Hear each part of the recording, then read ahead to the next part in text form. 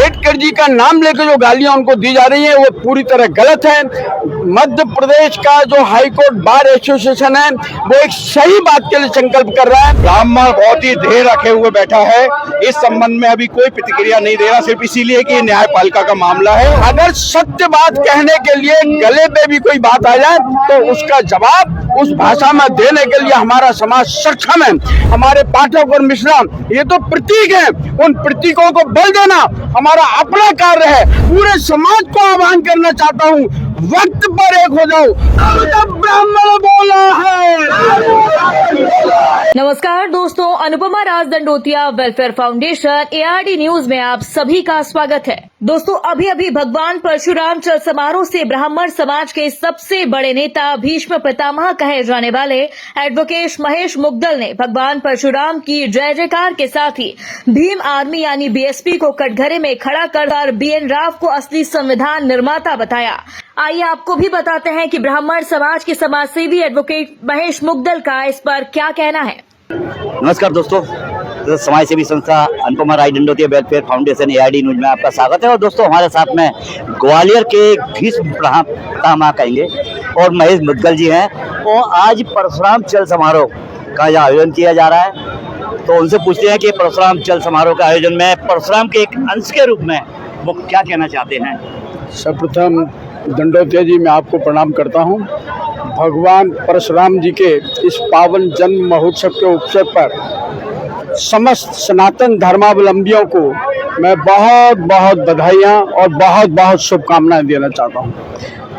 परमपिता परमात्मा अखिल ब्रह्मांड नायक ईश्वर भगवान विष्णु ने जब यह अवतार धारण किया, उस समय की जो तात्कालिक परिस्थितियां थी, पृथ्वी पे अनाचार, दुराचार और व्यभिचार ये बहुत व्याप्त था, और उसके समाप्ति के लिए भगवान परशुराम ने जो संकल्प लिया था उसके तहत जहाँ जहाँ जब जब जैसा जैसा अत्याचार अनाचार हुआ उसको निवारण करने के लिए समस्त शक्तियों का प्रयोग करते हुए वह भूमि से उस भार को निपटाने का प्रयास किया। और ऐसा प्रतीत होता है कि भगवान परशुराम परमात्मा केवल और केवल इसीलिए अवतरित हुए थे कि अत्याचार अनाचार की समाप्ति हो।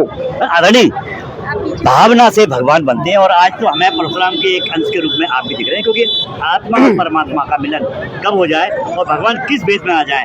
मैं ये पूछना चाह रहा हूँ, आज देश भर में परशुराम के अंश वंशजों की जरूरत है, क्योंकि अन्याय अत्याचार बढ़ चुका है। और आप देख रहे हैं कि इस वक्त तो जो अम्बेडकर की मूर्ति को लगाकर ब्राह्मणों को गाली दी जा रही है और परशुराम उनको अम्बेडकर को संविधान का रचयिता कहा जा रहा है। आपका क्या कहना है इस पर? हमारे यहाँ बाबा गोस्वामी तुलसीदास जी ने कहा है, जब जब हो धर्म की हानि पालहि असुर अधम अभिमानी। यह जो संक्रमण काल आज के समय में चल रहा है, यह वही संक्रमण काल है। ब्राह्मण को ही नहीं, हिंदू सनातन धर्म को जो भी कोई उसका अनादर करेगा, उसके प्रति दुर्भावना रखेगा, और सनातन धर्म के प्रति दुर्भावना के वशीभूत होकर अपनी जवान को गंदा करेगा, निसंदेह वह पूरी तरह विध्वंस उसका होगा, इसमें कोई दो मत नहीं। ब्राह्मणों को गाली दी जा रही है, मिश्रा को गाली दी जा रही है, पवन पाठक को गाली दी जा रही है, इस पे आप क्या कहना चाहेंगे?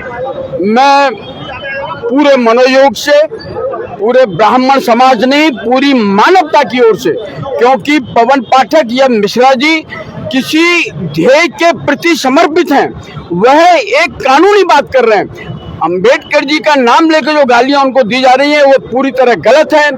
मध्य प्रदेश का जो हाईकोर्ट बार एसोसिएशन है वो एक सही बात के लिए संकल्प कर रहा है।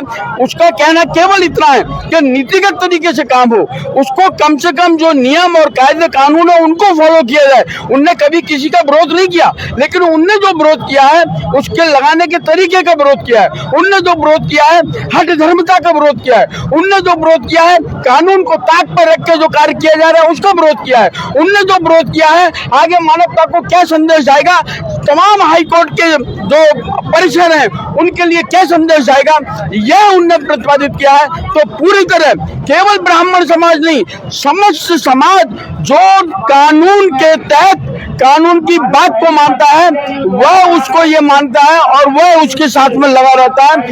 कानून का राज स्थापित हो, यह हमारे समाज का प्रथम दायित्व है और वो उस संकल्प को पूरा कर रहे हैं।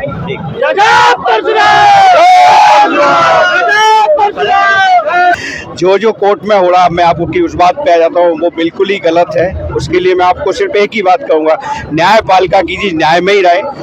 आउटसाइडर है, बाहर के लोग अंदर है, ना प्रवेश करें, ये बहुत अच्छी बात है। ना गलत हो रहा है जो भी आ जाते हैं पवन पाठक और मिश्रा जी के लिए जो शब्द बोले गए वो बिल्कुल और बहुत ही गलत है। ब्राह्मण बहुत ही देर रखे हुए बैठा है, इस संबंध में अभी कोई प्रतिक्रिया नहीं दे रहा, सिर्फ इसीलिए कि न्यायपालिका का मामला है और न्यायपालिका के अंदर ही निपट जाए। जंग छिड़ चुकी है, चाहे वो प्यार की हो चाहे लड़ाई की। ऐलान जंग, आपका कहना बिल्कुल ठीक है। सवाल केवल अकेले ब्राह्मण समाज का नहीं है, ये हमारे दो एडवोकेट हैं, ये तो एक प्रतीक स्वरूप है, ये एक कानून का विषय है। और हमने बार बार ये कहा है कि वो जो लोग लड़ रहे हैं वो पूरे समाज के लिए लड़ रहे हैं, चाहे क्षत्रिय, वैश्य, ब्राह्मण, हमारे पिछड़ा वर्ग, सभी की लड़ाई लड़ रहे हैं वो। उनका कहना केवल एक है, अगर सत्य बात कहने के लिए गले पे भी कोई बात आ जाए तो उसका जवाब उस भाषा में देने के लिए हमारा समाज सक्षम है।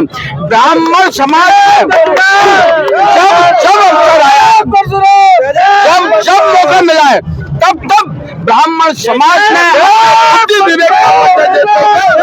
उसका जवाब जिस भाषा में वो समझना चाहते हैं उस भाषा में ब्राह्मण समाज जवाब देना चाहता है। इसलिए आज की तारीख में समग्र समाज उन बालकों के साथ, उन वकीलों के साथ खड़ा हुआ है जो कानून की बात करते हैं।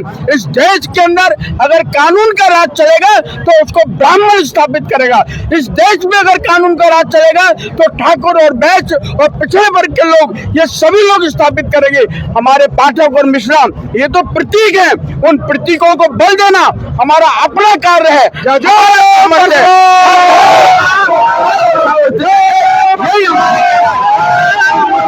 मैं आपके माध्यम से पूरे समाज को आह्वान करना चाहता हूँ, वक्त पर एक हो जाओ, अपने जो भी कुछ थोड़े बहुत बिंदुओं को एक तरफ रख दो, लेकिन जब ऐसा समय समाज के किसी भी व्यक्ति पे आए तो अपन सब लोग एक हैं।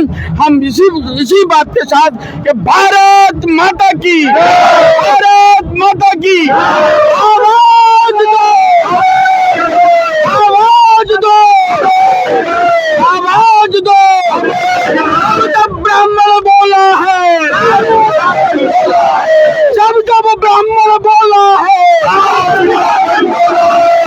जब ब्राह्मण बोला है,